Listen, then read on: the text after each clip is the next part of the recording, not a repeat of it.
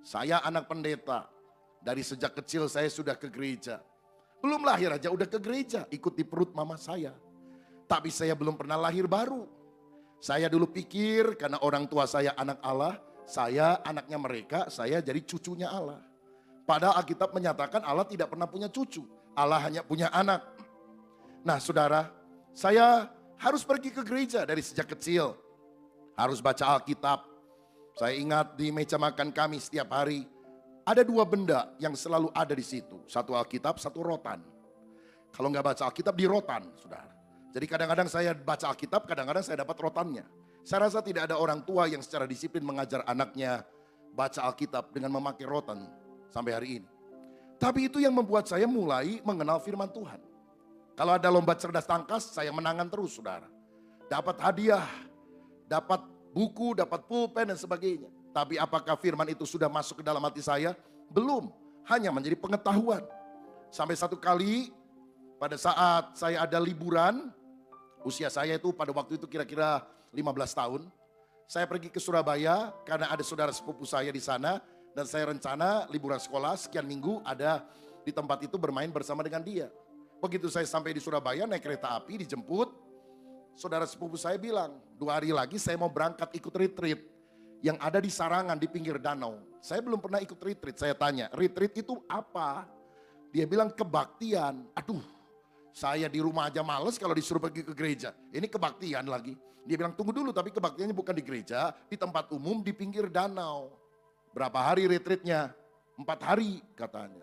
Oh jadi kebaktian sekali sisanya main-main begitu ya? Oh bukan. Tiap hari ada kebaktian. Hah jadi 4 hari itu ada 4 kali kebaktian? Bukan. Sehari itu ada 5 sesi. Waduh kaget saya. 4 kali 5 20 kali dengar khotbah. Wah saya gak mau ikut ngapain. Jauh-jauh disuruh kebaktian lagi. Dan dia bilang, tapi saya mau ikut dan saya sudah bayar. Jadi kalau kamu gak mau ikut gak apa-apa. Kamu di Surabaya aja, main-main ya sama papa sama mama saya katanya. Saya bilang keterlaluan kamu. Masa saya disuruh main sama papa mama kamu jauh-jauh. Karena itu saya terpaksa ikut retreat saudara sekalian. Pengkhotbah, pembicara hebat-hebat. Dari dalam negeri, luar angkasa pun hadir saudara. Tapi waktu saya dengar mereka khotbah, saya itu gak ngerti. Apalagi zaman itu baru ada pembaharuan karismatik. Orang-orang penuh Roh Kudus mulai berdoa nyembah dalam bahasa roh. Oh dan kemudian mereka bilang, oh lama. Saya bilang ngapain lama-lama. Saudara, lalu kemudian saya dengar lagi. Ada orang doa seperti bunyi itu, siki naon ya teh. Ada yang doa lagi sandal lawas. Saya bilang sandal baru, lebih baik sandal baru. Jadi saudara sepupu saya ini tahu. Bahkan kalau ketemu sekarang dia suka cerita. Ingat gak kamu dulu ngejek-ngejek? Ya saya juga kan belum lahir baru dulu. Sekarang udah jadi hamba Tuhan. Dulu kan gak ngerti. Saudara jadi sampai malam terakhir saya gak ngerti firman. Dan pendeta khotbah pada malam terakhir itu. Saya duduk di salah satu bangku ngantuk. Memberikan anggukan tanda setuju tanpa diminta. Karena ngantuk saudara. Tiba-tiba ketika pendeta lagi khotbah dan saya sedang ngantuk. Ada orang kesurupan dan dia teriak, saya kaget sekali. Cat, buak, dia tendang bangku yang ada di depannya. Itu bangku satu-satu yang terbuat dari kayu biasa itu saudara. Buak, langsung orang itu berdiri, maju ke depan mimbar, mau pukul ini pendeta. Bayangkan saudara, saya udah ngantuk gini, itu jam 10 malam kali saudara. Rasanya hari Jumat, Kliwon, the Friday 13 tanggal 13, cat, buak, waduh jantung hampir copot saudara. Lalu itu orang mau pukul ini pendeta pakai kuda-kuda. Saya pikir seru juga ini, mungkin karena malam terakhir, full action. Saya belum pernah lihat itu di kebaktian manapun saudara sekalian. Lalu kemudian saya perhatikan pendetanya bilang gini, dalam nama Yesus setan keluar. Jatuh itu orang, buak, wah lalu mendesis seperti ular. Keluar, waduh ngamuk seperti macan. Keluar, dalam nama Yesus. Berkali-kali mau menyerang tapi seperti mau maju jatuh lagi. Seperti ada yang menghalangi dia untuk maju ke arah pendeta itu. Sampai akhirnya dia rebah, gak bangun-bangun, digotong oleh beberapa kanseler pergi ke ruangan samping, dilayani sampai setannya terusir. Pendeta langsung tutup Alkitab. Dia bilang saya tidak lanjutkan khotbah, tapi saya mau berdoa untuk Anda. Saudara tahu bahwa roh jahat bisa masuk kepada orang yang belum bertobat.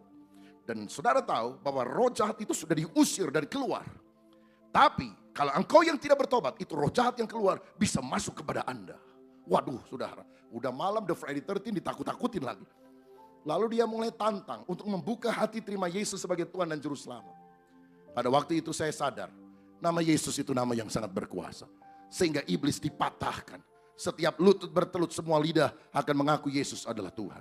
Dan pada waktu dia menantang saya untuk maju ke depan, saya maju ke depan, saya menerima Yesus sebagai Tuhan dan Juru Selamat. Saya mengalami apa artinya kelahiran baru. Saya mengalami damai, sukacita yang tidak bisa terkatakan. Saya nangis, saudara. Saya nangis bukan karena sedih. Nangis terharu, sukacita, campur baur. Walaupun itu pertama kali saya nangis di dalam sebuah ibadah. Saya ngomong begini kepada diri saya, jangan nangis, malu. Laki-laki jangan nangis, ngapain nangis? Tapi itu saudara damai, sukacita luar biasa, mengalir berlimpah. Dan saya tahu itulah pengalaman yang namanya kelahiran baru. Saya mau bilang sekarang, orang walaupun sudah ke gereja, wisuda SMK, pelayanan, kalau dia nggak pernah bisa jelaskan kapan Anda lahir baru, bagaimana pengalaman Anda, saya masih akan ragu apakah sungguh-sungguh motivasimu benar di hadapan Tuhan. Karena tiap orang harus mengalami perjumpaan pribadi dengan Yesus sebagai Tuhan Juru Selamat.